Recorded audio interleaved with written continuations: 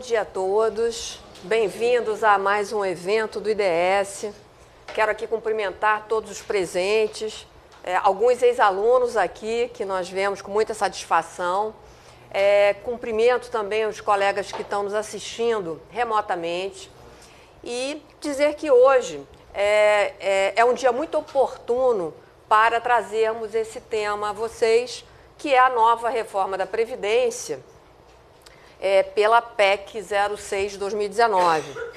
E porque hoje é exatamente o dia da instituição da Comissão de Constituição, Justiça e Cidadania, que terá como uma das prioridades exatamente a análise dessa matéria previdenciária, da constitucionalidade da PEC 06. A PEC 06, ela vem no bojo de um conjunto de normas preparado para fins do equilíbrio das contas públicas. E nós temos não só a própria PEC 06, que vai ser o objeto principal aqui da palestra do professor Fábio, mas nós temos outros normativos importantes nesse conjunto, que é a medida provisória, que busca exatamente combater a fraude na Previdência, que é o projeto de lei também, que busca trazer uma efetividade maior da cobrança da dívida previdenciária, enfim, outras medidas de gestão importantes. No campo da Previdência Complementar, nós temos aqui um grande público da Previdência Complementar. Nós temos uma perspectiva de grande fomento da Previdência Complementar por essa PEC, já que, como nós temos acompanhado, a proposta é de que os estados e municípios, os entes federados, tenham obrigatoriamente a sua previdência complementar, diferentemente do que hoje é feito, onde o caráter é facultativo. Portanto, temos aí um horizonte de crescimento, de fomento desse setor, o que é extremamente positivo para o sistema previdenciário complementar. Por outro lado, nós temos várias questões de reflexões nessa proposta. Primeiro, porque a premissa exatamente da PEC, o professor Fábio vai se estender sobre isso, é a desconstitucionalização, não é, da Previdência. O que se busca é que todo aquele normativo, aquele conjunto de normas que possa ser efetivamente estabelecido em lei complementar, ou seja, portanto, retirando da Constituição. Isso nos traz a responsabilidade maior de acompanhar como se dará essa lei complementar, não é, professor Fábio? Essa lei complementar que hoje temos ali o arcabouço da proposta da PEC, que evidentemente ainda vai sofrer ajustes no Congresso, mas é a lei complementar que trará, evidentemente, o detalhamento do que atinge aos servidores públicos, a Previdência Complementar, aqueles que estão no RGPS também. E algumas questões para reflexão que serão aqui tratadas pelo professor Fábio, a questão do regime de capitalização que vem na lei complementar, como será de fato esse regime, a questão também de que não só entidades fechadas, como é hoje, operem a previdência complementar do servidor público, mas também entidades abertas, como se dará, são entidades bastante diferenciadas, com características diferentes, né? Como vocês sabem, nossas entidades sem fins lucrativos, as outras entidades com fins lucrativos, características diferentes, como se dará esse processo que, segundo a proposta, será feito por meio de licitação. E licitação alcançando também entidades fechadas que não têm fins lucrativos e que firmam normalmente convênios de adesão. Esse é um outro ponto, né? Entre outros que nós trataremos. A própria questão do custeio da Seguridade Social, depois nos debates a gente vai aprofundar isso. Temos algumas questões aqui para apresentar ao professor Fábio. Enfim, muitas questões instigantes e que nos desafiam e nos incentivam a acompanhar todo esse cenário previdenciário. De modo que, para não tomar mais aqui o nosso precioso tempo do professor Fábio, antes de passar a palavra a ele, eu quero aqui agradecer mais uma vez a presença de todos, aqueles que nos assistem e que participam dessa discussão tão importante da sociedade sobre a reforma da Previdência.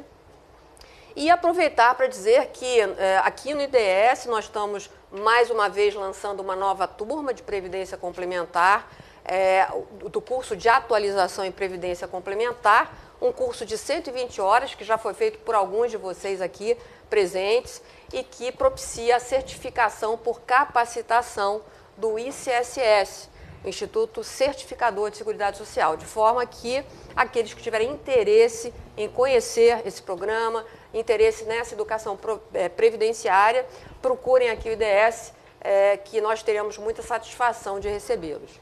Então, obrigada a todos. Vamos aproveitar ao máximo aqui os conhecimentos do professor Fábio. O professor Fábio é um grande estudioso, como vocês sabem, na matéria previdenciária, juiz federal, ele também é fundador do IDS, coordenador do curso de Previdência Complementar junto comigo aqui do IDS.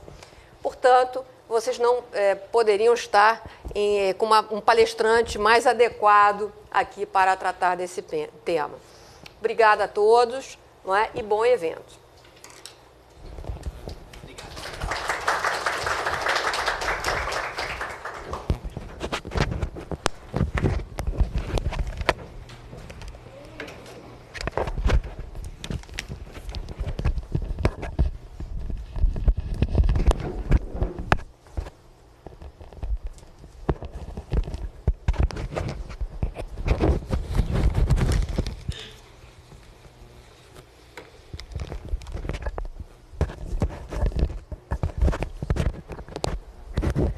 Bom dia a todos.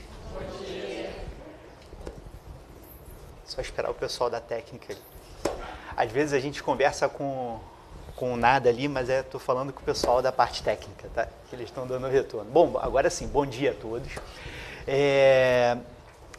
Nós vamos agora trazer algumas considerações sobre a proposta de emenda constitucional apresentada pelo governo federal relacionada à reforma da Previdência. E é um momento importante para o nosso debate, por isso eu agradeço muito a presença de todos, porque a gente precisa refletir sobre esse momento, a gente precisa refletir sobre essas propostas, uma vez que estamos diante da possibilidade de uma mudança radical da Previdência. Não apenas uma mudança dos parâmetros para a concessão da aposentadoria, mas uma mudança mesmo estrutural da Previdência Social e que pode trazer impactos radicais tanto na Previdência Pública quanto na Previdência Privada Complementar. Vejam, eu estava, durante o Carnaval, fui dar uma corrida e aí tive um insight para a palestra, né? Porque quando eu estava correndo, estava numa estrada, aí tinha uma plaquinha assim, curva perigosa. Eu cheguei a parar, tirei uma foto assim, né?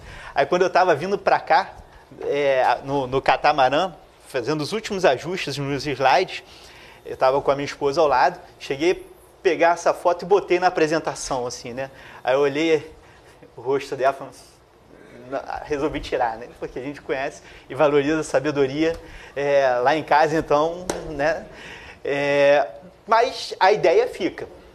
Nós estamos diante de uma curva perigosa. Eu não sou daqueles que trazem ou uma defesa ou uma crítica incondicionais, defesa ou crítica incondicionais à reforma. Eu acho que ela tem coisas muito boas e ela tem alguns pontos extremamente perigosos.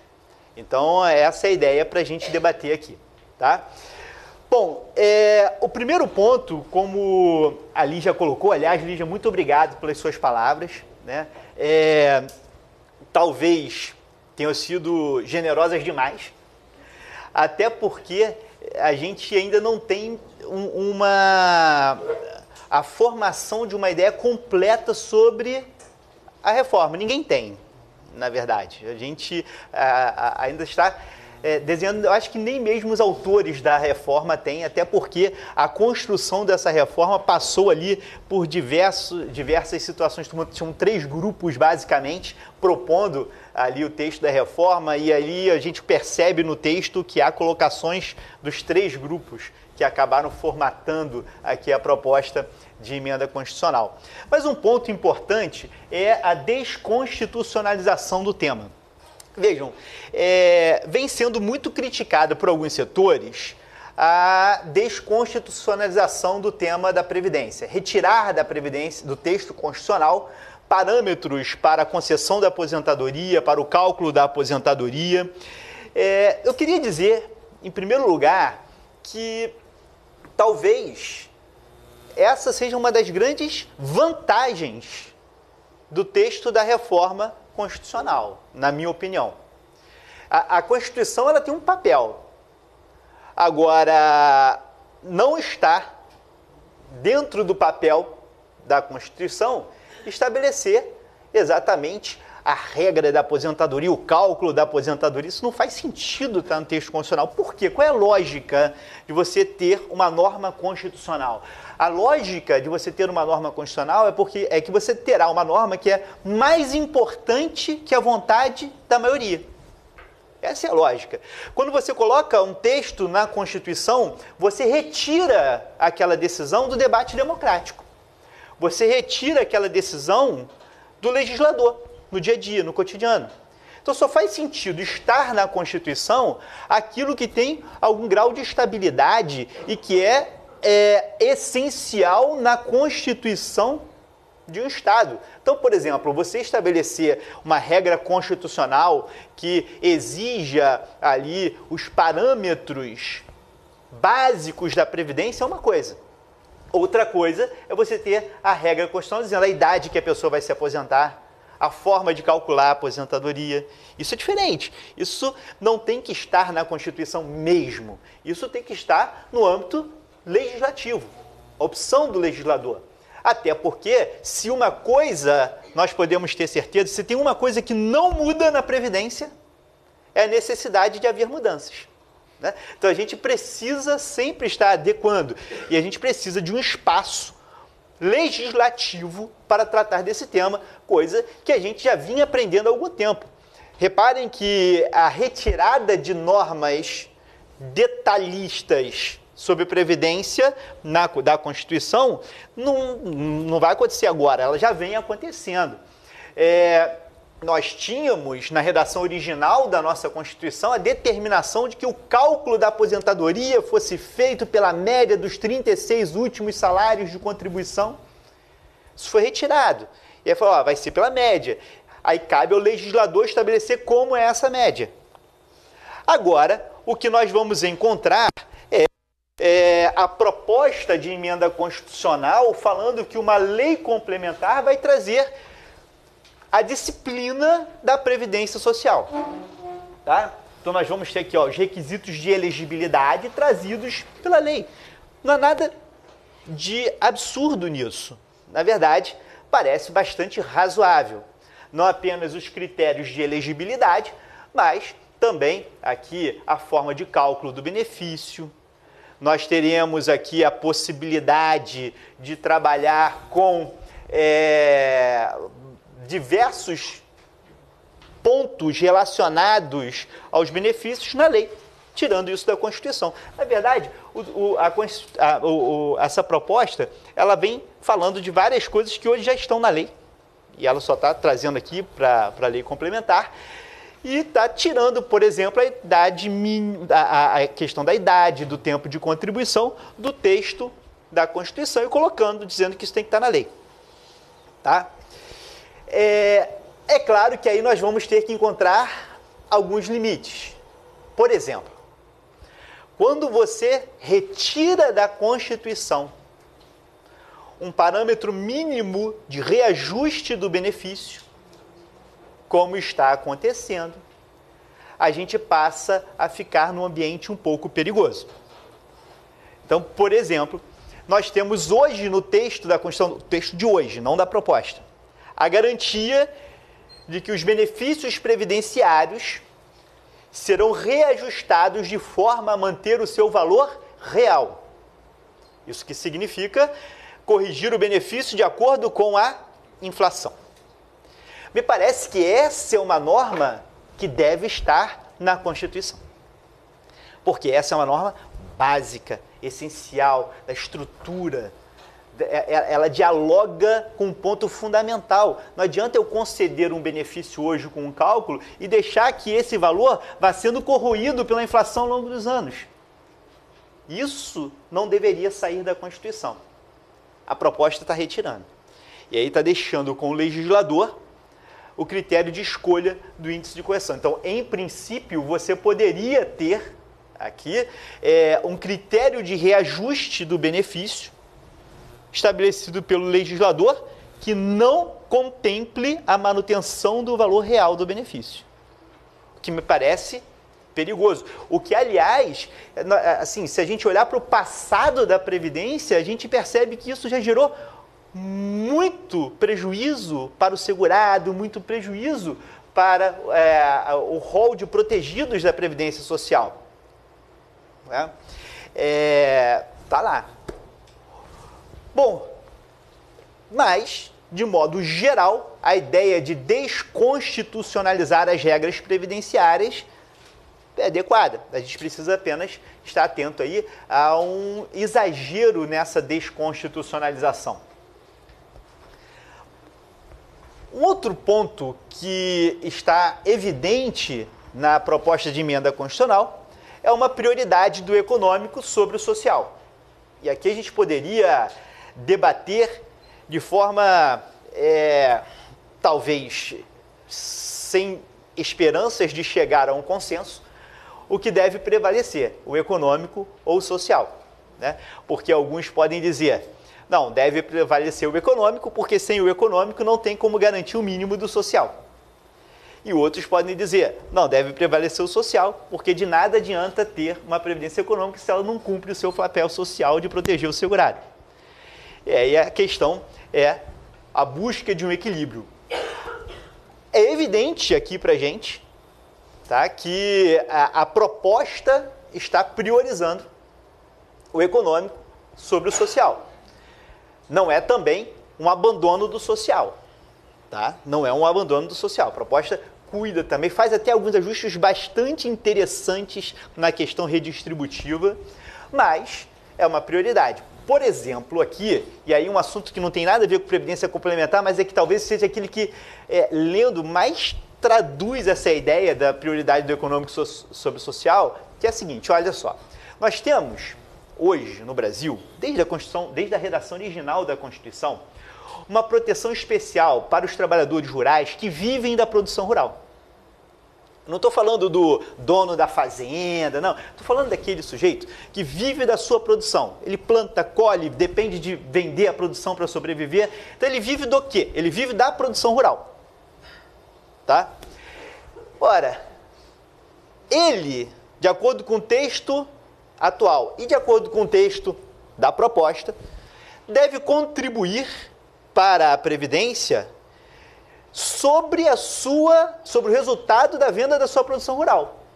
Então esse segurado, que é um segurado especial, ele contribui sobre o resultado da produção rural. Vendeu, teve produção, ele vai contribuir, porque ele vive daquilo. Até porque ele não tem como pagar contribuições mensais, uma vez que se ele vive da sua produção, se ele colhe uma vez por ano e vende uma vez por ano, não tem como ele pagar contribuição todo mês. A fonte de renda dele não é mensal. Ok, até aí tranquilo. O que faz a proposta de emenda constitucional? Coisa que, aliás, a medida provisória 871 de 2019, agora do início do ano, também já antecipa, em certa medida. Fala o seguinte, olha, vai contribuir sobre a produção rural, mas se não tiver produção rural, tem que dar um jeito de se virar e pagar a contribuição, senão fica sem benefício. Agora, olha que coisa ilógica, não é? Porque você está preocupado em ajustar a conta, mas está esquecendo o seguinte, se ele vive da produção rural, se eventualmente não teve produção rural porque teve uma cheia, uma enchente, E se aquela produção não foi suficiente para custear o benefício, ele tem que se virar e pagar a contribuição, senão não vai ter benefício. Você está retirando um caráter solidário importante aqui. E olha só, isso não vai impactar só o trabalhador rural, isso não é um problema só do trabalhador rural. Essa é uma outra questão que a gente precisa começar a entender. Quando você retira o grau de proteção de uma determinada categoria, isso impacta a sociedade como um todo. A nossa produção, o que chega nas nossas mesas, a alface, a batata, o arroz, o feijão, vem da economia familiar no campo. Não vem dos grandes produtores rurais. Os grandes produtores rurais têm uma outra função muito importante, que é a produção para exportação. Só que para abastecer o mercado interno é a economia familiar. Se você retira a proteção do trabalhador que está ali no campo produzindo para o mercado interno, você vai ter um impacto evidente nos preços dos alimentos para a gente. Porque você vai ter menos incentivo a que a pessoa fique no campo produzindo, vai ter menos pessoas produzindo no campo, menos oferta de comida, aumento de preços. Então, a gente não pode imaginar que isso é problema do rural, não tem nada a ver com isso, né? Na verdade, impacta como um todo. Mas tem outras questões aqui que vão impactar e que estão relacionadas a essa questão da prioridade do econômico sobre o social, que chamam a atenção e que vão trazer alguns desafios para os fundos de pensão.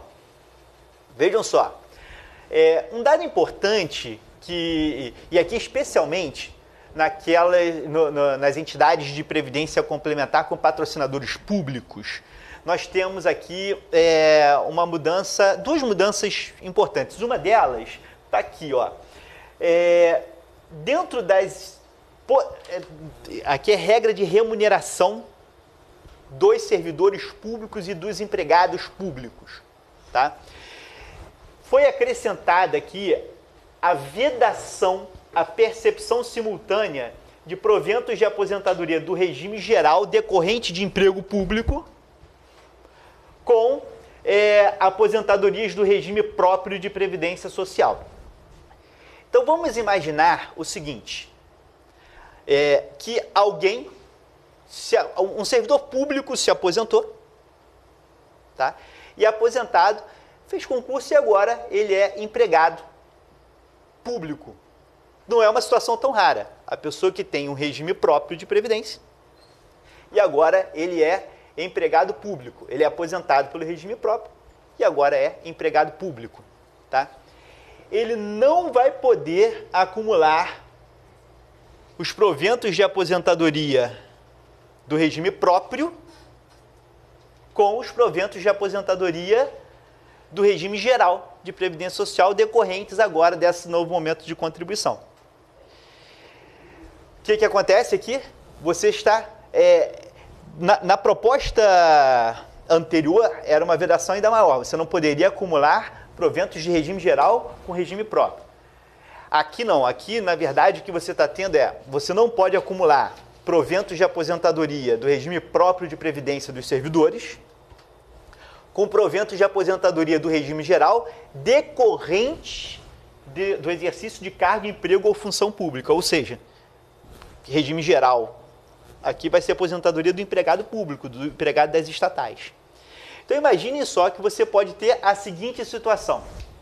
A pessoa se aposentou no regime próprio, hoje é empregado de um patrocinador público.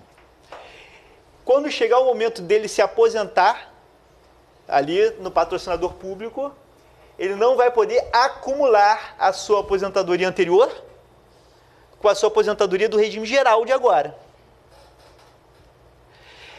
Ok, e o que eu faço com a complementação da aposentadoria aqui, por exemplo, num plano BD? Porque ele vai ter o direito à aposentadoria, mas não vai poder receber a aposentadoria do regime geral. Geralmente a aposentadoria do regime próprio é melhor, ele vai optar por ficar com a do regime próprio e não vai ter a aposentadoria do regime geral. E aí você vai ter uma situação curiosa, porque ele completou os requisitos de elegibilidade ao benefício complementar, ele preenche os requisitos para aposentadoria no regime geral, ele pode até ter o ato de concessão da aposentadoria, mas não vai poder auferir a renda decorrente daquela aposentadoria do regime geral.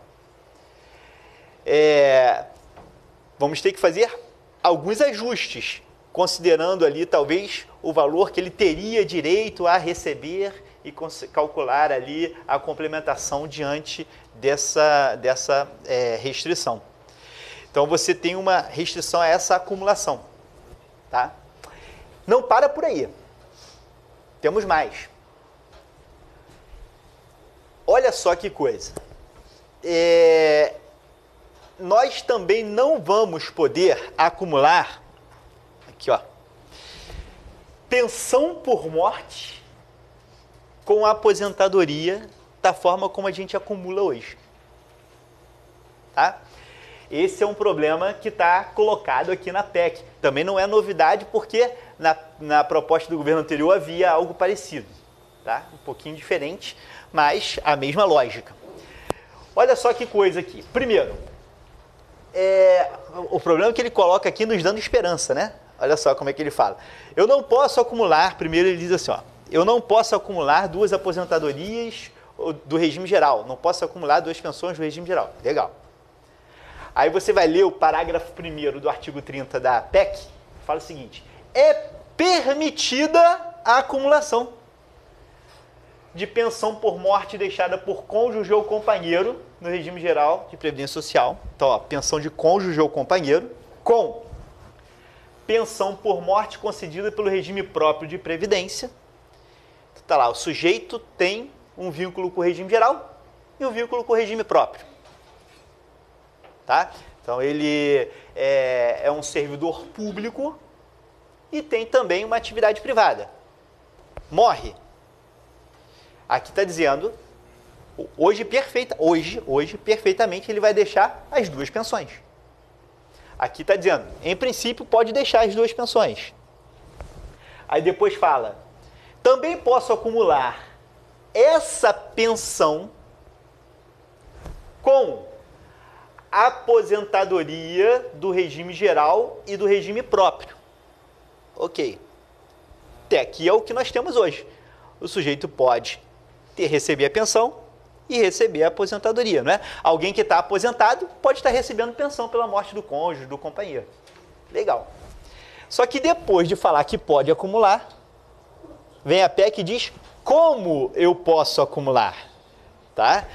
Porque não é acumular tudo. Não é para acumular tudo. Olha só o que ele vem me dizendo aqui. Na hipótese de acumulação, aqui, eu vou estabelecer um valor máximo. Eu vou poder escolher um dos benefícios em relação ao outro. Eu não vou poder receber integralmente o outro benefício. Eu vou receber, olha só, eu vou somar os 2, tá? E aí, olha só, eu vou considerar a cota de cada um. Eu vou poder receber um integralmente e 80% do outro se o valor for igual ou inferior a um salário mínimo. Se o valor for igual ou inferior a um salário mínimo. Agora, eu vou poder receber só 70% do outro se exceder de um salário mínimo e for até 2 salários mínimos. E vai aumentando até que quando chega aqui, ó, quando tiver mais de 4 salários mínimos na soma dos 2, eu só recebo 20% do segundo benefício. Olha o que ele está dizendo então. Estou aposentado. Minha esposa falece. Vou dar um exemplo ao contrário, tá? Minha esposa está aposentada e eu faleço. Tá. Senão ela vai... É o normal, né?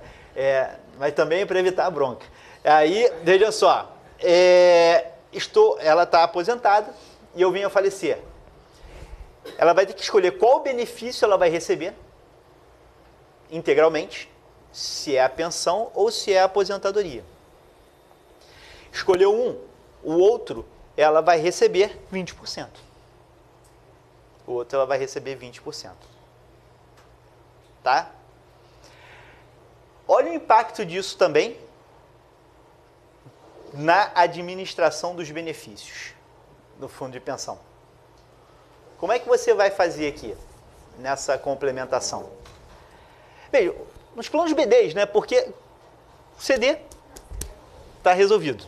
A questão toda é o BD, tá? O que você vai fazer? Porque, vamos supor, a pessoa está aposentada e recebe a complementação da sua aposentadoria.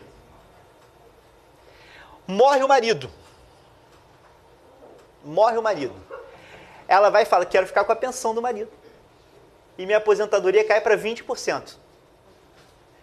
O regulamento tem que estar ajustado para que não haja dúvidas sobre a interpretação aqui. Você vai o ideal, né, a interpretação mais razoável aqui é que você vai complementar de acordo com o valor integral, como se fosse 100% daquele valor. Agora, vocês não tenham dúvidas de que haverá questionamentos. Porque se você está pagando 20%, vai falar, não, mas é um BD, tem que complementar até o valor, tem que partir dos 20%. E aí essa que vai ser, talvez, um grande desafio. Eu não, assim, acredito muito que os fundos de pensão devem acompanhar de perto a reforma e assim que sair, assim que for aprovada, tinha que sair mudando o regulamento e adaptando as mudanças para que não haja margem a essa discussão. Daqui a pouquinho a gente vai falar um pouco mais sobre isso, tá? Então vejam, nós temos aí esse limitador. Esse ponto, me parece, ficou melhor do que a proposta anterior do Temer. A proposta anterior do Temer falava o seguinte, só pode acumular se a soma não ultrapassar 2 salários mínimos. Na verdade, a proposta mesmo que foi encaminhada não pode acumular. E aí no Congresso vai falar, só pode acumular se a soma não ultrapassar 2 salários mínimos. Tá? Aqui você pelo menos está valorizando um pouco a contribuição do outro lado.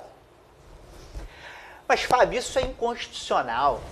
Isso contraria o princípio contributivo, porque você pagou a contribuição, isso está tendo uma natureza confiscatória. Ontem, o Supremo Tribunal Federal deu uma decisão que sinaliza um pouco aqui a orientação que talvez ele venha a adotar, tá? A gente nunca sabe, porque cabeça de juiz, né? Tá lá. Mas já sinaliza ali um pouco o que vem a adotar. Mas o que aconteceu? Vocês devem ter acompanhado que o Superior Tribunal de Justiça, no ano passado, decidiu que aquele adicional de 25% que é pago para pessoas que precisam do acompanhamento de terceiros, então o INSS paga o adicional apenas para o aposentado por invalidez. O INSS interpreta a lei como adicional de 25% para quem precisa, quem está aposentado por invalidez, e mais do que isso, precisa estar sempre acompanhado de alguém, ele tem direito a um adicional de 25% do valor da aposentadoria. O STJ disse que, na verdade, esse adicional tem que ser devido em qualquer aposentadoria, se a pessoa precisar do acompanhamento permanente de terceiro. Às vezes ele se aposentou e depois disso passou a ter uma situação de invalidez. Tá? Ok, o que o Supremo decidiu ontem? O Supremo decidiu o seguinte, olha, vamos suspender todos esses casos. E aí o curioso foi o texto da redação do ministro Alexandre de Moraes, falando o seguinte, olha, todos os poderes devem se conscientizar da necessidade de ajustes na Previdência, senão não haverá reforma que baste. Então, assim, para bom entendedor, pingo é letra, né? Vamos questionar depois judicialmente a reforma da Previdência, tá? Me parece que esse é um caminho que terá pouco êxito, ou pelo menos terá pouco respaldo na jurisprudência do Supremo Tribunal Federal, que tende aí a valorizar muito a questão, o argumento das dificuldades do equilíbrio financeiro e atuarial da Previdência. Embora não haja muita conta atuarial na Previdência Pública, né? Agora vejam só, a reforma traz também claramente uma sinalização de combate à judicialização. Tá? É bom ou ruim isso? Depende. Né? Uma judicialização exagerada e irresponsável é péssimo. Agora, por outro lado, você também tirar e eliminar a possibilidade de cada um de nós, como segurados, conseguirmos algum grau de proteção contra eventual interpretação arbitrária, equivocada por parte da administração ou por parte até mesmo da fundação, é ruim. Né?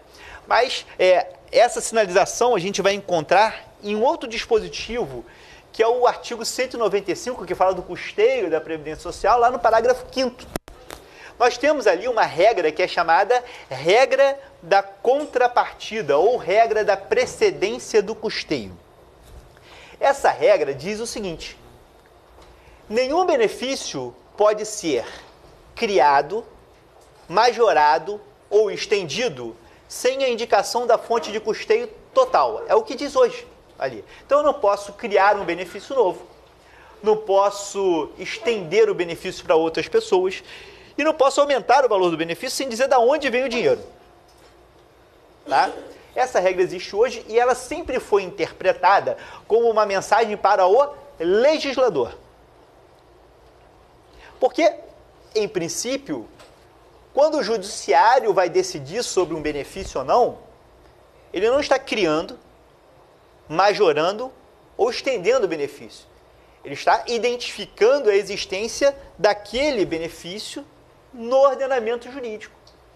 E está apenas esclarecendo, isso já existe. E eu estou aqui apenas esclarecendo que a forma como a administração estava fazendo está errada. Foi o que o STJ fez em relação ao adicional de 25%. Ele disse, olha, eu não estou criando um benefício novo. Na verdade, o INSS aqui está errado quando concede o benefício só para a aposentadoria por invalidez. Eu não estou contrariando o 195, parágrafo 5º, porque eu não estou criando. Isso já estava na legislação, já estava no ordenamento jurídico, só que não era aplicado. Então agora eu estou dizendo que é para todos. Só que a partir do momento que a Constituição passa a prever que também por decisão judicial não posso criar, majorar ou estender o benefício, essa interpretação tem forte possibilidade de ser alterada. E essa decisão de ontem do Supremo já sinaliza nesse sentido. Então, para aqueles que se preocupam aqui com a judicialização, essa previsão possivelmente vai caminhar no sentido de restringir ali a possibilidade de interpretações judiciais capazes de ampliar, majorar ou estender benefícios. Tá? Então nós temos aí essa possibilidade. Teoricamente, se você fosse olhar essa questão com um olhar puramente acadêmico, você chegaria à conclusão que essa alteração não iria fazer diferença alguma, porque o judiciário não está criando, majorando ou estendendo. Só que quando você faz a interpretação de acordo com o contexto político e histórico, claramente existe aí a possibilidade de haver uma redução da judicialização. Tá? Uma redução da judicialização. Aliás, não só por isso, mas por uma coisa que a gente ainda vai ver daqui a pouquinho também. Tudo bem até aqui?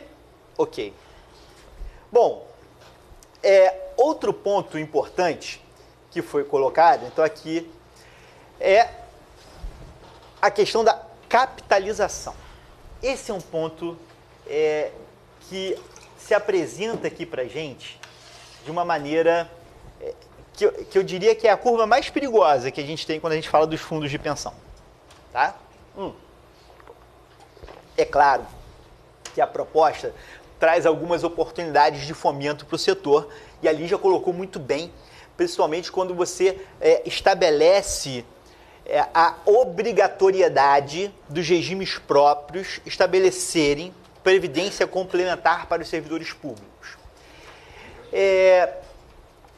Vejam que essa é mais um passo na evolução do tratamento da previdência do servidor público, né?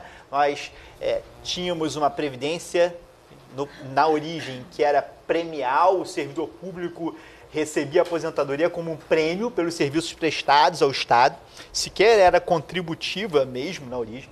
Depois disso, a Previdência avançou para trazer ali a necessidade de contribuição. Em seguida, nós tivemos a Previdência, a necessidade de contribuição veio para a Constituição em 93. Tá? Depois nós tivemos alterações nos critérios de concessão. Em 2012, a gente começou a ter os fundos de pensão dos servidores públicos aparecendo. Tá? E agora a gente passa a discutir a obrigatoriedade de estados e municípios criarem regimes próprios de previdência. Obrigatoriedade de estados e municípios criarem regimes próprios de previdência. Qual é a grande vantagem disso para o poder público? A grande vantagem é que aí a previdência do servidor fica limitada ao teto do INSS. Então o servidor passa a ter a sua previdência limitada ao teto do INSS. Isso é bom, isso é ruim, enfim, na verdade, me parece que há hoje um jogo de xadrez delicado sobre o que é melhor, né? Porque ao mesmo tempo que você estabelece a previdência complementar do servidor público como algo obrigatório para quem entrar no serviço público dali para frente, você chega para aqueles que já estão no serviço público e fala o seguinte: olha, servidores públicos, o negócio é o seguinte, a sua alíquota de contribuição vai ser de 14% para começar. Tá? Se você ganhar menos, você paga um pouquinho menos, eu vou dar um desconto para você. Agora, se você ganhar mais, então um servidor, por exemplo, que esteja ali perto do teto do ministro do Supremo Tribunal Federal, vai pagar mais 5%, ou seja, a alíquota de contribuição vai ser de 19%. Então, aquele que optar por permanecer nas regras que podem garantir uma aposentadoria com integralidade, ou seja, uma aposentadoria calculada com base na sua última remuneração, ele vai ter que passar a pagar uma alíquota de 19%. Tá? Vejam que ele já paga uma alíquota de 11%, em alguns estados 14%, sobre tudo. Ele não paga só sobre o teto da Previdência, ele paga sobre tudo que ele recebe. E aí ele vai passar a pagar 19%. Junta com 27,5% de imposto de renda, né? Tá ali. Não é governo, é sócio, né? Tá ali. Então tem ali, quase majoritário, né? É sócio quase, se você considerar os tributos indiretos, tá ali. 19%. E aí o que vai acontecer? Olha só, 19%. Sobre tudo. E aí você fala, mas ele pode escolher. Ele pode escolher migrar para o novo modelo. Se ele migra para o novo modelo, ele vai receber do regime próprio um benefício menor, a alíquota de contribuição vai ser menor. E tem ali o caminho para ele se proteger, ao invés de ficar no regime próprio, contribuir para a Previdência Complementar. Isso é garantia de que o servidor vai para a Previdência Complementar? Não é. Porque assim, dos meus colegas que migraram para o novo modelo, eu diria que a metade não aderiu ao FUNPRESP. Tá? Porque você tem uma desconfiança, eu acho uma loucura. Né? Você abrir mão da integralidade e abrir mão do patrocínio. Tá ali. Mas, pois é. Agora, mas para vocês observarem que tem um problema que vai além do financeiro, né? Tem um problema da crise de confiança. Tem o problema da crise de confiança. E o discurso é sempre o mesmo, mas eu vou confiar no governo para gerir o meu fundo de pensão, para gerir os meus... Enfim, o discurso é mais ou menos esse. Acho um discurso equivocado, mas está aí, está presente. Então vem um desafio grande de se mostrar credibilidade no sistema, se mostrar credibilidade nas ações, né? Bom, se por um lado nós temos essa oportunidade de fomento, por outro lado, nós temos um desafio que a Previdência brasileira vai precisar, os atuais fundos de pensão vão precisar aqui buscar estratégias para lidar com isso. O artigo 201A, na proposta da reforma aqui, está trazendo o que eles têm chamado de nova previdência. Tá? Nova previdência. O que seria essa nova previdência? Vejam.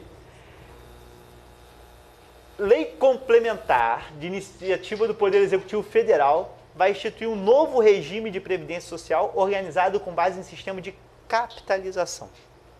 Sistema de capitalização. Na modalidade de contribuição definida, então nós vamos ter um CD, tá? De caráter obrigatório para quem aderir. Obrigatório para quem aderir. Com previsão de conta vinculada para cada trabalhador e de constituição de reserva individual para o pagamento de benefícios. Na verdade, você está trazendo para cá um sistema de capitalização muito semelhante ao que nós já temos nos fundos de pensão, né? Admitida capitalização nocional e vedada qualquer forma de uso compulsório de recursos por parte do ente federativo. Não custa botar, né? Então ele não pode chegar lá e pegar esse dinheiro e usar para outra coisa. Vale a pena botar aqui. Apesar do que para a Seguridade era assim, né? Mas já tem uma emendinha há alguns anos aí, colocando a DRU, a DRU, desvinculando, mas está aqui. No Brasil, nada é certo, né? Até o passado é incerto, não é assim? Então tá ali, mas está aqui. Não posso usar esse dinheiro para outras coisas, tá? Ok. Como é que funcionaria isso? O que acontece é o seguinte, até sobre os parâmetros para a concessão, eu optei por, ao invés de chegar aqui na palestra de hoje, né, que é uma palestra, não é um curso, ao invés de chegar, ó, vai ser tantos anos, isso está só ler mesmo. Eu optei por fazer uma exposição mais ampla. Mas se vocês olharem como é que foi estruturada a PEC tem lá as mudanças na Constituição, e aí depois você tem regras de transição, são importantes, para reduzir os impactos da mudança na vida daqueles que já estão jogando o jogo previdenciário.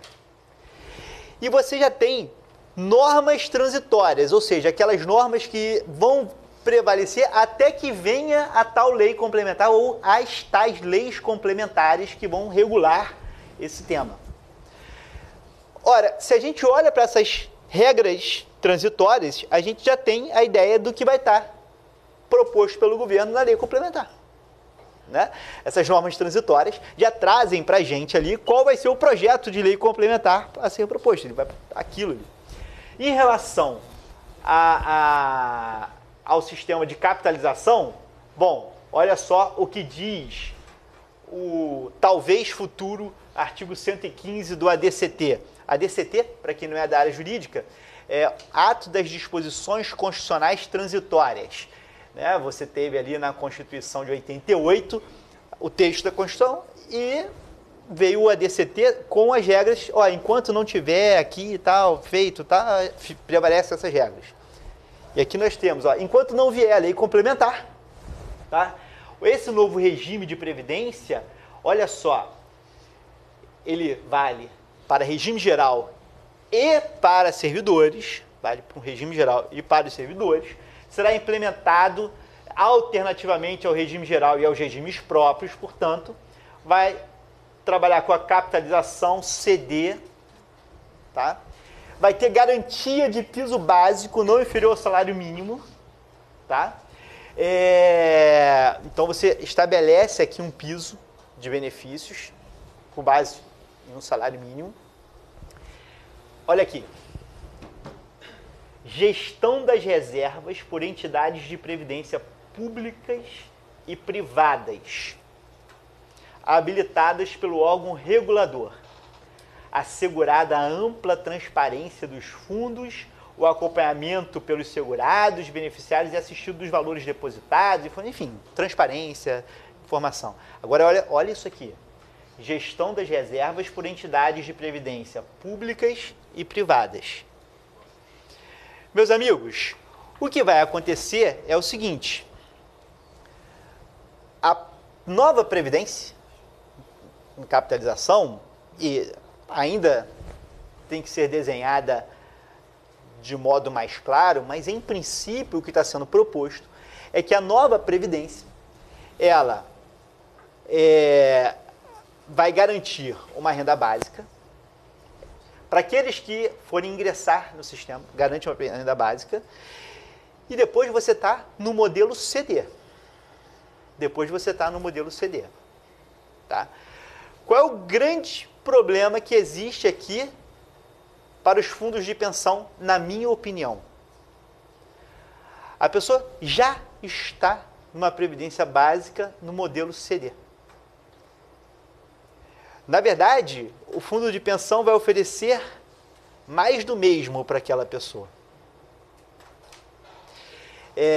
E aí está o grande risco. A instituição de uma previdência básica no modelo de capitalização pode gerar um reflexo social dramático de desestímulo à adesão a um plano de previdência complementar também no modelo de capitalização. Porque é mais do mesmo. Ah, mas aí é para garantir benefícios maiores. Eu sei, mas qual é a lógica hoje? Bom, eu tenho o básico. E aí eu vou fazer um esforço de poupança a mais para poder conseguir algo a mais daquilo. Aqui, na verdade, eu terei uma aproximação nas modalidades de proteção muito grande. De uma previdência básica capitalizada e de uma previdência complementar. Né? Bom, mas isso pode significar uma boa oportunidade para os fundos de pensão, porque eles podem ser ali também aqueles que vão gerir essas reservas? Sim. Mas percebam que você vai ter a possibilidade aqui de uma ampliação da concorrência para participar dessa gestão. Né? Pode ser que aquele fundo consiga gerir alguma coisa. Pode ser que ele não consiga gerir alguma coisa. Você vai ter um desafio ali na concorrência de quem vai fazer essa gestão dos recursos. Muito se fala que o Brasil estaria aqui se aproximando do modelo do Chile. Na verdade, o Brasil, aqui nesse modelo, não está nem perto do Chile, nem perto do que a gente tinha hoje. A gente vai ficar no meio do caminho perigoso aí. Né? Pode ser uma boa solução? Vejam, você trabalhar com a capitalização, ela pode trazer para a gente alguns resultados positivos, não tem dúvida. Né? Um maior equilíbrio. Agora, por outro lado, se você estabelece um cenário de insegurança extremo na Previdência, você vai desconstruindo a confiança. Eu acho que precisamos trabalhar dentro de uma lógica, quando a gente fala de reforma da Previdência, de uma lógica em que não é dar tudo para o trabalhador, coitadinho, miserável, não é isso, não. Mas é porque se a gente trabalha dentro de uma lógica em que se desconstrói a confiança no sistema, você prejudica o sistema como um todo. E trabalhar com uma previdência pública, básica, com forte solidariedade, me parece essencial para um país de desigualdades sociais extremas como o Brasil. Você trabalhar com um modelo de capitalização geral em um país que não tem desigualdade social tão extrema é uma coisa. Agora, em um país em que a desigualdade social é radical, você não ter um patamar básico de equalização, um patamar que ultrapasse o salário mínimo, mas que funcione um pouco acima desse teto, me parece fundamental. Né? E se não prestarmos atenção a esse aspecto, me parece que todos podem sair prejudicados, até mesmo os fundos de pensão. Até mesmo os fundos de pensão. Tá? Aquilo que pode parecer uma grande oportunidade, bom, agora nós vamos gerir a previdência, na verdade pode ser um grande tiro no pé. Pode ser uma grande fuga de recursos, uma fuga de segurados para aquele que ultrapasse os valores da previdência básica. Ora, vejam, esse modelo de capitalização seria por uma lei complementar e teria aqui, ó, como é que ele funcionaria, né? Eu teria que ter um benefício programado de idade avançada, benefícios não programados de maternidade, incapacidade temporária ou permanente, morte do segurado e risco de longevidade, benefício por sobrevivência. Um CDzão aqui, né? Tá aqui. Mais ou menos, porque você tem pelo menos o mínimo lá garantido. Agora, olha só. Você tem aqui benefícios não programados como incapacidade temporária ou permanente. E olha que curioso. Associada a essa previsão, nós temos uma outra previsão na PEC que é a seguinte. Olha, temos as mudanças constitucionais, aqui no regime da Previdência Pública também, mesmo sem essa Previdência capitalizada. E aí veio uma previsãozinha assim, ó. Os benefícios por incapacidade. Lei complementar pode prever que os benefícios por incapacidade sejam geridos em parceria da Previdência Pública com entidades privadas. Ou seja, colocar auxílio-doença, aposentadoria por invalidez com seguradoras privadas. Com seguradoras privadas.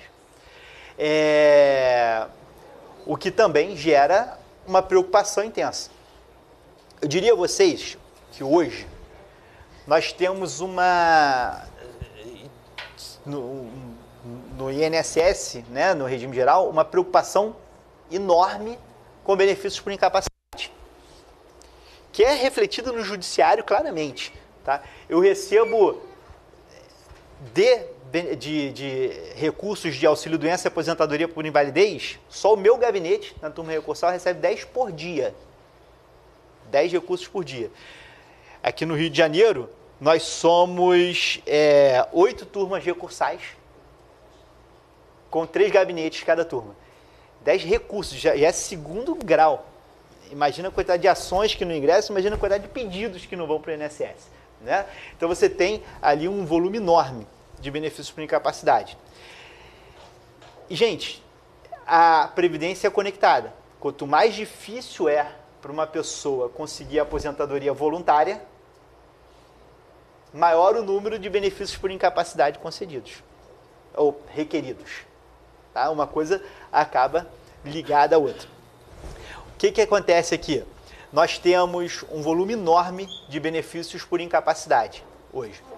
Alguns que devem ser indeferidos mesmo, outros que merecem ter proteção, enfim, temos ali aquele cenário grande. Essa preocupação com os benefícios por incapacidade, que hoje vem com uma série de mudanças na legislação para se tentar controlar um pouco mais, com a proposta de emenda constitucional está vindo da seguinte forma: para retirar o peso dos benefícios por incapacidade da Previdência Pública, estamos abrindo a possibilidade da proteção previdenciária, nesses casos, vir em parceria com entidades privadas. Em parceria com entidades privadas. Né? Bom, vai ser um alívio para as contas públicas? Possivelmente sim. O problema é qual vai ser o impacto disso na vida de quem precisar do auxílio-doença. Tem um filme que eu já vi 4 vezes, né? Eu tenho um mau hábito, não recomendo a ninguém, mas eu tenho um mau hábito de trabalhar à noite em casa ao mesmo tempo com um filme passando, né? E aí ontem eu vi de novo. Tá?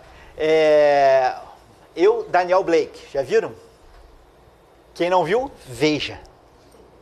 Tá? Conta a história de um sujeito pedindo benefício por incapacidade na Inglaterra. Tá? E todo o drama. Depois da tarde. Tá? Então, e todo o drama lá. Só para a gente pensar o seguinte, mas modelos de proteção social, assim, funcionam em todo o país, mas o problema é, a gente precisa encontrar o ponto de equilíbrio entre a árvore e a floresta.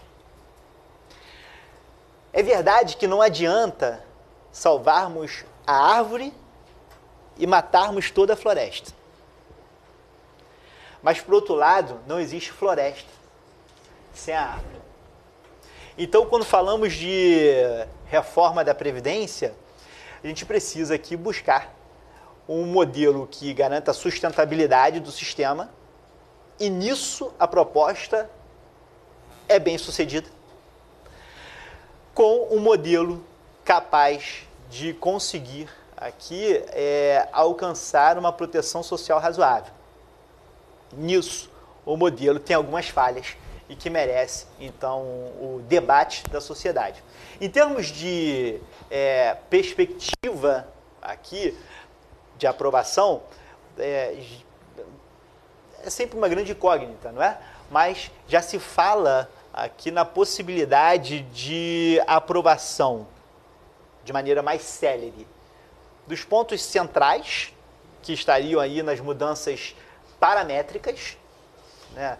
Idade, tempo de contribuição, aumentar ali os requisitos para concessão, e se deixar para um debate já iniciado agora, porém deixar para um debate mais duradouro, as outras mudanças, que são as mudanças de sinalagma mesmo, as mudanças estruturais da Previdência, como, por exemplo, a capitalização.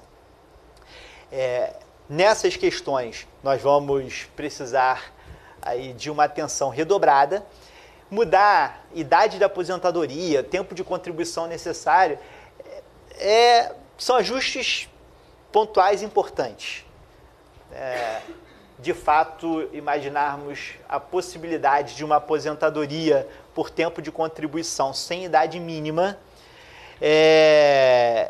por mais... é algo que não dá, não encaixa mais, não tem como. A gente precisa colocar uma idade mínima. É claro, nesse cuidado a gente precisa...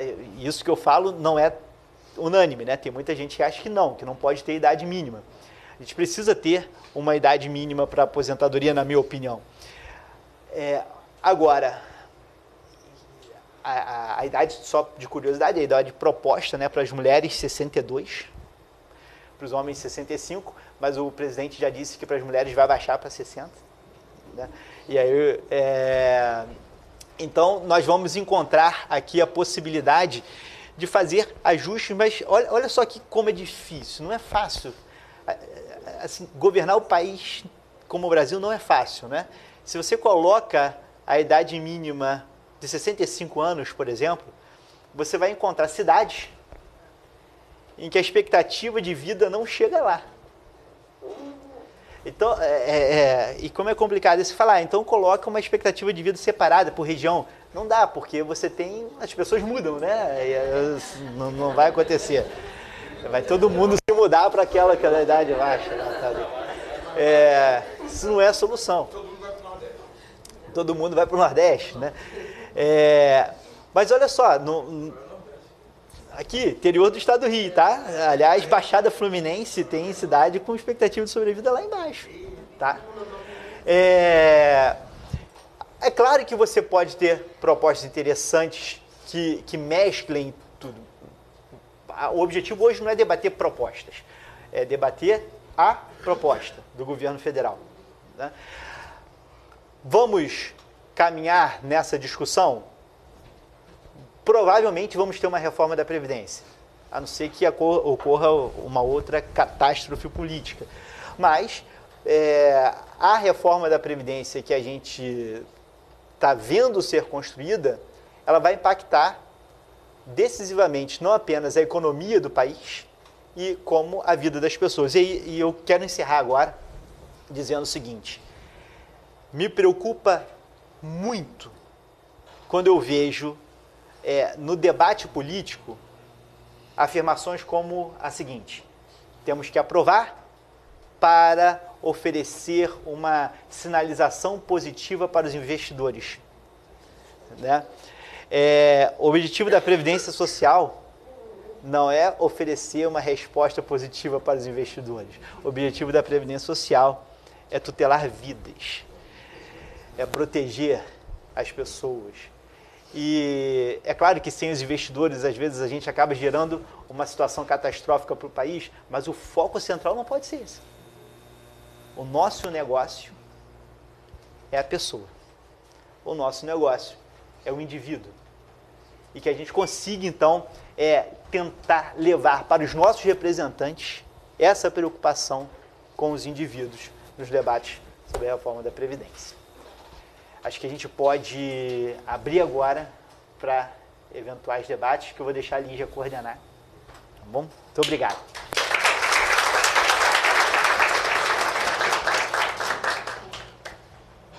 Bem, antes...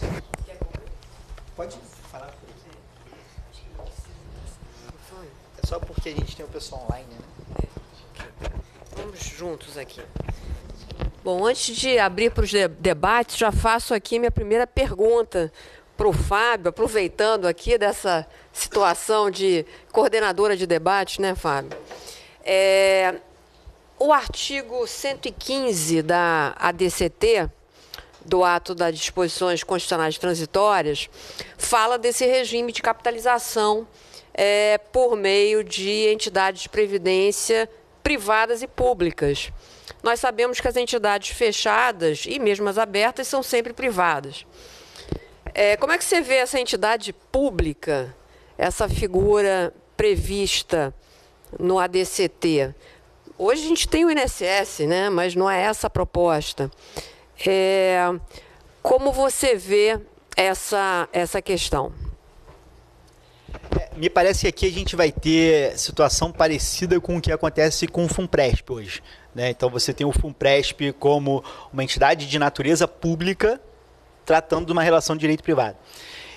Então a gente vai encontrar ali, me parece que a ideia é você abrir a possibilidade de você ter um gestor público dessas contas. Então ele estaria numa situação em que ele está tratando de uma relação de direito privado, civil, mas seria uma entidade de direito público. Me parece que caminha nessa linha. Na realidade, a gente entende que o FUNPRESP é de direito privado, apesar da Constituição falar em direito público. Mas, de todo modo, essa é uma discussão que vem desde a Emenda Constitucional 41 e que é revisitada agora nessa proposta. Só nessa linha, Lígia, assim, o Fundo de Pensão dos Servidores é uma pessoa jurídica de direito privado, sem dúvida, mas é uma entidade de natureza pública. Então, ela está submetida, por exemplo, às regras da administração pública, né? Exatamente. Isso, né? Eu acho que é um pouco nessa linha. Perfeito. Bom, pessoal, está aberta aqui para discussão. Quem quiser aqui trazer as dúvidas, vamos aproveitar aqui nosso espaço aqui com o professor Fábio. No caso de pensão de morte, a viúva, normalmente, né, ela terá o segurado tem uma pensão de regime próprio, tem do regime geral. Então, o regime próprio é maior, então ela deverá ficar com integralidade ou com aquela proporcionalidade do regime próprio, e mais, como passa de 3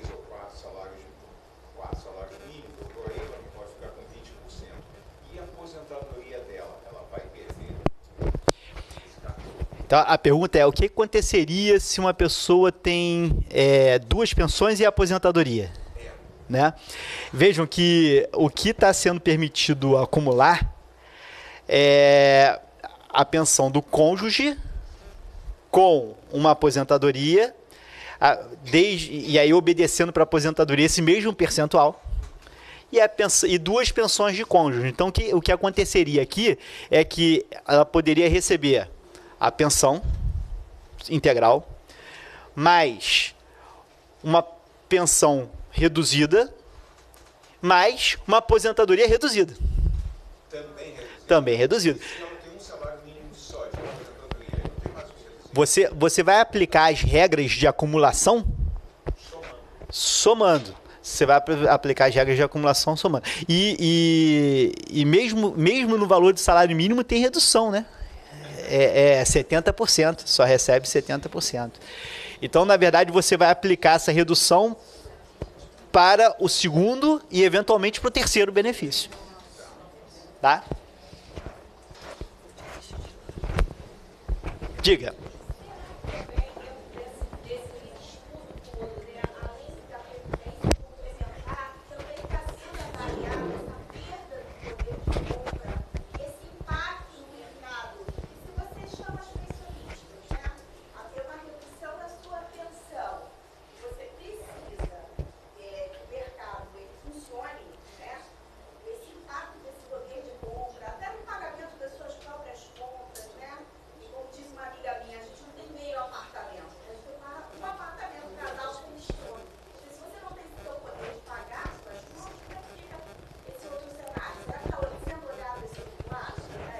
A pergunta foi o que aconteceu, será que está sendo olhado o cenário de que, por exemplo, na questão da acumulação das pensões e da aposentadoria, vai ter menos dinheiro no mercado e vai ter um impacto econômico nisso.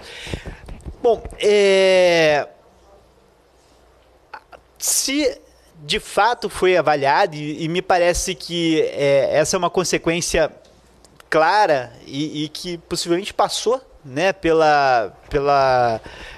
debates na hora da elaboração, mas a preferência, a prioridade, a escolha foi pela economia da conta pública ali, não é? Reduzir a despesa pública. Eu não vejo como absurdo haver restrições na acumulação, não vejo. Eu acho que você pode ter restrição, é uma opção política válida. A grande questão é você analisar se esses parâmetros de hoje estão justos. Me parece que o parâmetro da proposta anterior era absolutamente absurdo, você limitar a 2 salários mínimos, que, como você bem colocou, há famílias que vivem da renda dos 2. Né? Você precisa da renda dos 2 para sobreviver. Aqui, a questão pode ser que a partir de um determinado patamar de renda, você considere que assim, a pessoa vai conseguir ter a sua sobrevivência e a renda do outro era um adicional para manter um padrão de vida melhor, enfim.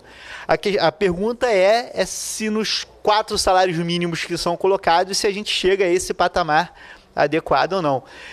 E, na verdade, não tenho essa resposta para te oferecer. Agora, a ideia de haver restrições à acumulação da pensão e da aposentadoria, ou até mesmo das aposentadorias, a ideia em si não me parece tão absurda. O que poderia haver é uma compensação, de alguma forma, na contribuição, né? Porque o problemático é você pagar... Imagine 2 servidores públicos que estão pagando ali 19% cada um, e aí depois o sujeito morre e a pensão vai ficar em só 20% do valor da pensão. Você está pagando 20% de contribuição quase e vai deixar uma pensão menor. Talvez você tivesse que fazer alguma compensação na contribuição.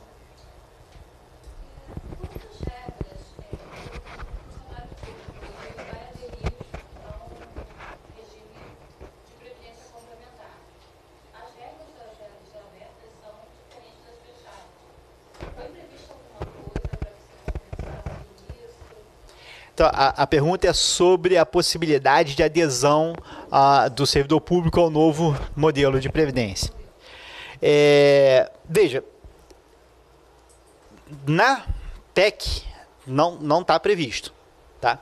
Existe uma possibilidade, existe um incentivo para essa migração em uma norma que está em vigor até o final deste mês de março.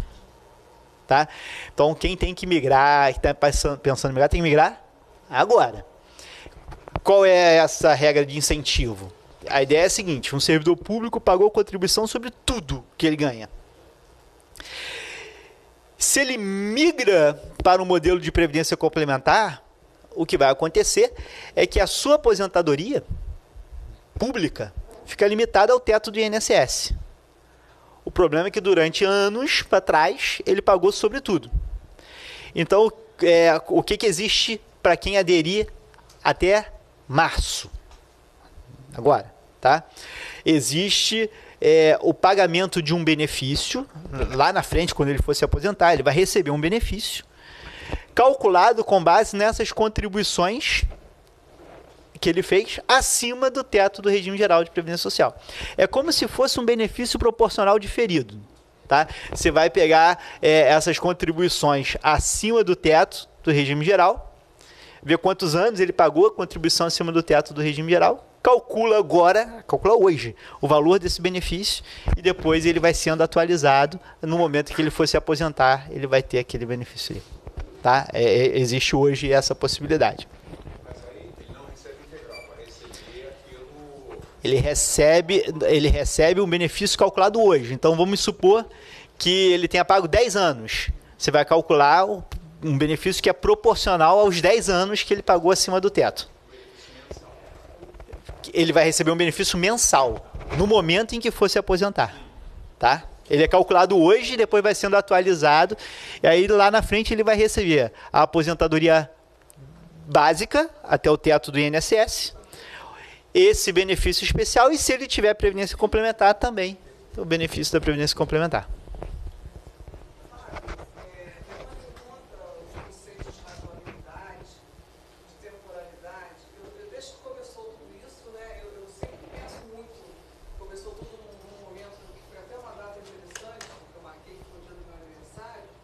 Que presente. Quando nós começamos aí, eu dormi aquela noite muito triste e falei assim: as pessoas vão dormir pobres e vão amanhecer miseráveis. Isso foi aquela noite, foi o que eu pensei. Não deveria ter pensado, porque o pensamento era força, mas vamos lá, foi o que eu pensei naquele momento. Então, a minha pergunta para você, levando em conta todas as questões de razoabilidade e temporalidade, a modelo de outros países, poderia ter tido uma forma de processo de maturação, de tempo, fazer isso num processo de transição menos impactante para essa população, para esse segurado, para esse assistido, seja lá, porque só o tempo, eu acho aí, posso estar sendo extremamente otimista, eu não sei o que nós vamos ver nos próximos 10 anos. Você entendeu? Entendi. A pergunta... Feito de uma forma paulatina, uma forma menos impactante. Sim. A pergunta é a seguinte: diante das grandes mudanças que estão sendo colocadas, se a gente não deveria ter, número 1, eu vou interpretar a sua pergunta do jeito que eu vou responder. Tá? Não sou bobo nem nada, então... Então, número 1, se a gente deveria ter tido um tempo maior de reflexão na formulação das regras, e número 2, uma regra de transição de maneira mais extensiva. Então, veja só. Eu acho que, em termos de tempo de maturação da proposta, eu tinha essa crítica ao modelo anterior. Em relação ao que aconteceu agora, me parece que, em relação aos parâmetros de aposentadoria, a gente já tem um tempo de debate longo. Me parece que a gente chegou o momento de decidir. Tá? Em relação a essas outras mudanças mais radicais, como a adoção de um modelo de capitalização, né, até a adoção de um benefício fásico, né? Porque tinha um grupo no governo que defendia a aposentadoria fásica, que seria aquela aposentadoria que a pessoa ia ganhando pouquinho e depois, conforme o tempo iria aumentando. Isso não colou na aposentadoria, colou um pouco no BPC, no benefício assistencial. Então, em relação a essas questões, eu acho que a gente precisa de uma maturação maior. Mas acho que o próprio Congresso já sinalizou nesse sentido, né? Acho que o próprio Congresso já sinalizou. E eu acredito que a gente possa ter no Congresso um ambiente de debate, como aconteceu na proposta anterior, que acabou não indo para frente por conta dos escândalos políticos, mas houve um ambiente de debate e a proposta foi profundamente alterada ali no seu curso. Eu acho que a gente tem essa possibilidade de trazer esse debate de uma maneira um pouco mais maturada. Agora, quanto às regras de transição, eu acho que qualquer mudança tem que ser com transição muito longa. Eu sei que aí as contas são assim, né? Se a transição for de 12 anos, tantos bilhões de economia. Se for de tantos bilhões de economia. Só que eu sei que isso é um ponto relevante, importante, a economia. Só que, imagine só, eu particularmente acho que, principalmente para aqueles que já foram impactados pelas duas últimas emendas constitucionais de reforma de Previdência, a gente deveria ter uma salvaguarda muito maior, porque a pessoa já estava quase se aposentando, veio uma alteração, depois veio outra alteração. A gente precisava ter um modelo de proteção um pouco maior para aquilo. Você acaba não conseguindo ter um grau de proteção adequado, entendeu? Me parece por aí.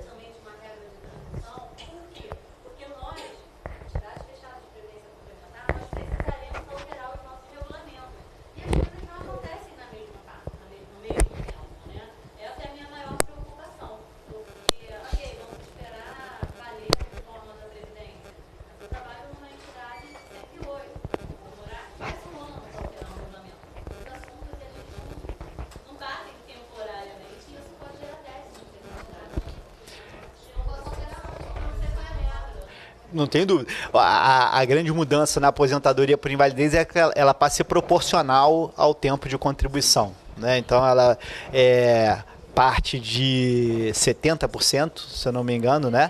60% e vai acrescentando 2% a cada ano, além dos 20%, não é isso?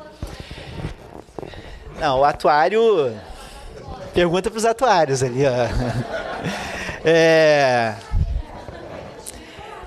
Então, o que vai acontecer, então a pergunta é, como é que eu faço que não teria que ter uma regra de transição para o fundo? Me parece que sim. Veja só, quando a gente fala em regra de transição, geralmente a gente está pensando em regra de transição só para o segurado, né? Mas a gente pode e deve pensar em uma regra de transição, na implementação de regras de transição para outros atingidos pela reforma da Previdência. E as entidades estão ali. Então, estabeleceu, olha, nesse caso, em razão do grande impacto nos fundos de pensão, deveria haver uma regra de transição para que haja um tempo mínimo de adaptação dos regulamentos, ou eventualmente, até estabelecer o seguinte, que previsão constitucional poderia fazer isso, que no caso de regulamentos de planos de previdência estabelecendo a complementação de benefícios por incapacidade, o cálculo deverá ser feito com base, e aí estabelece um parâmetro, né? A regra de transição poderia ser das duas formas.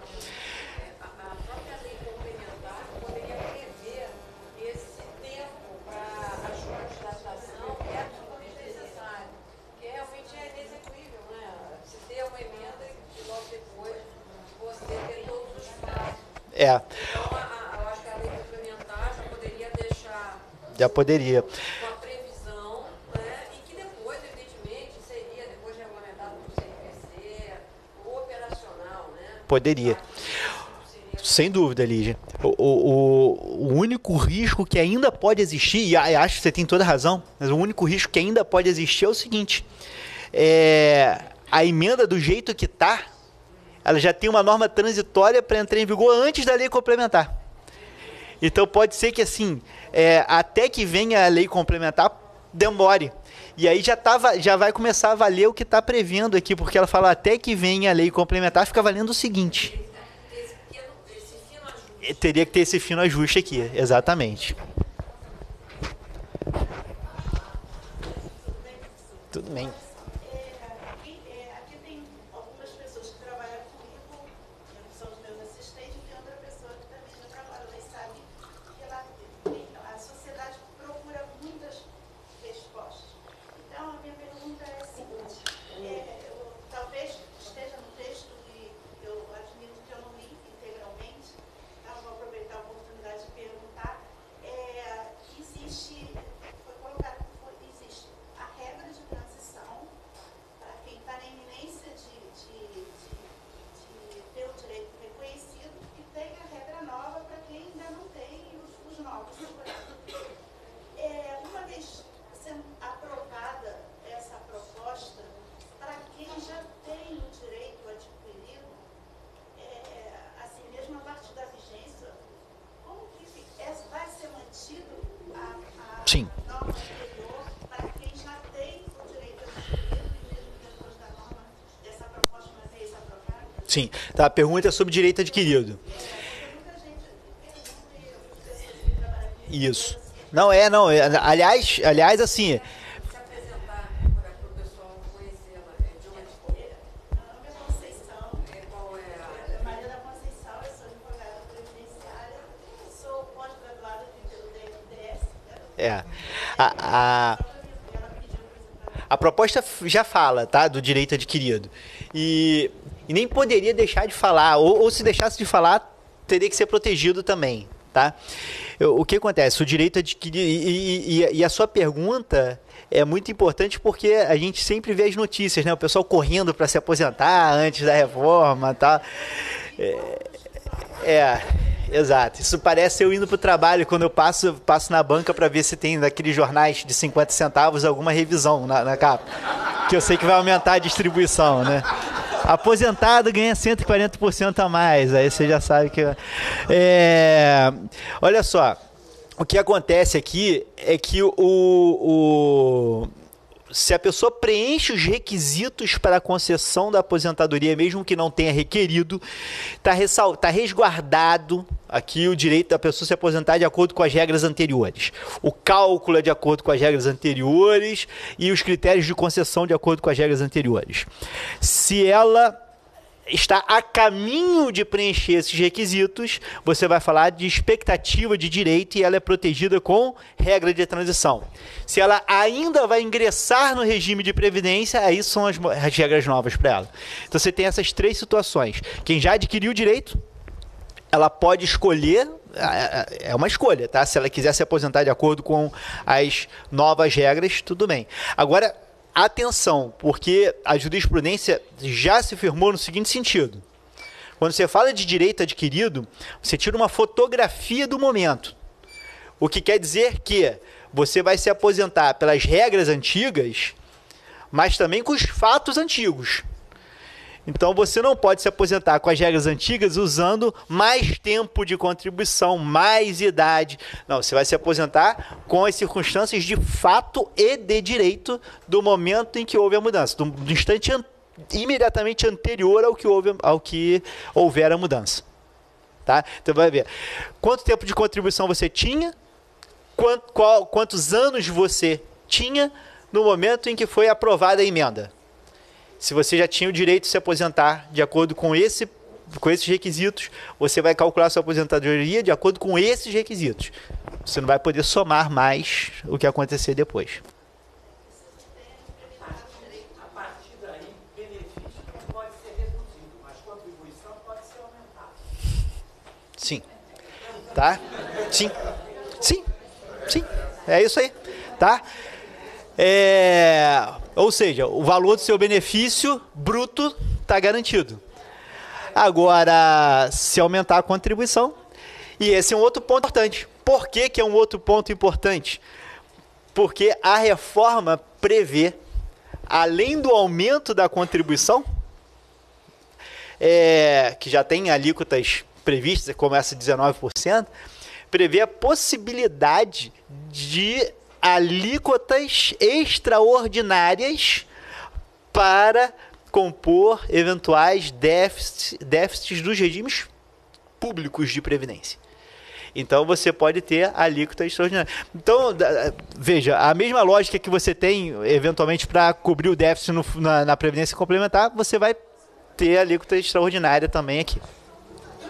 Tá? Por isso que eu acho que eu vou pedir meu formulário para migrar logo, né? Tá em tempo?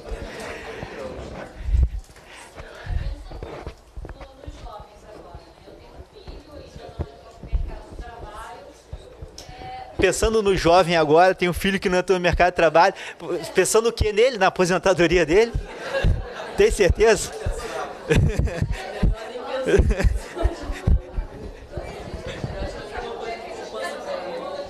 Desculpa, vamos lá, pessoal, só para eu ouvir aqui que eu não estou conseguindo. Eles sabem como eles pensam hoje, essa geração Y, que não está migrando, é nômade, vamos viver em Peru, é pura verdade. Eles ainda não têm. Acho que até começar a ter um pouco mais de consciência sobre isso, sobre a educação previdenciária e financeira, desde a infância. Mas no regime de capitalização, a perda da qualidade segurada.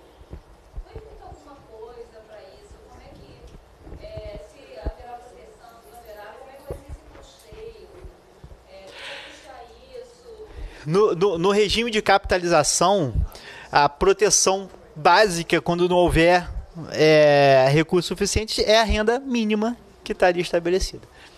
Tá? Não vai ter mágica. Aqui, mais do que nunca, a resposta vai ser dinheiro ou benefícios. Não nasce em árvore.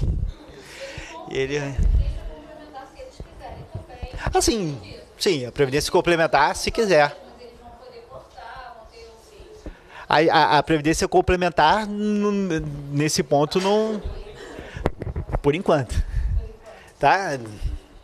Mas a previdência complementar. A tendência é que a previdência pública se aproxime das regras da previdência complementar. Né? Essa é a tendência.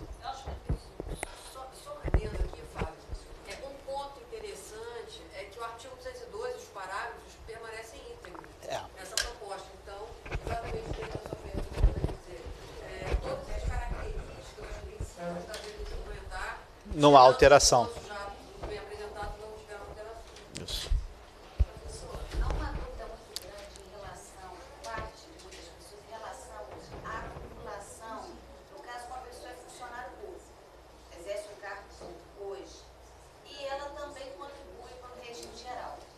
Se houver aprovação da proposta, ela vai poder se aposentar tanto como funcionário e receber também uma aposentadoria? A pergunta é se a pessoa está no regime próprio, no regime geral, se pode se aposentar pelos dois.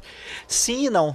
Ele ganha, mas não leva. Ele vai se aposentar pelos dois, só que só vai poder receber, ele vai escolher o maior e vai receber o segundo até o limite, dependendo da soma dos valores. Então, se somar mais do que 4 salários mínimos, ele só vai receber 20% da segunda. Então, vai receber os dois? Vai, só que só 20% da segunda. Tá? Bom, me mandaram ali um recadinho de tempo encerrado. Pessoal, eu queria agradecer muito a presença de todos, me colocar à disposição. Vejam, as ideias sobre a reforma elas vão sendo maturadas aos poucos, tá?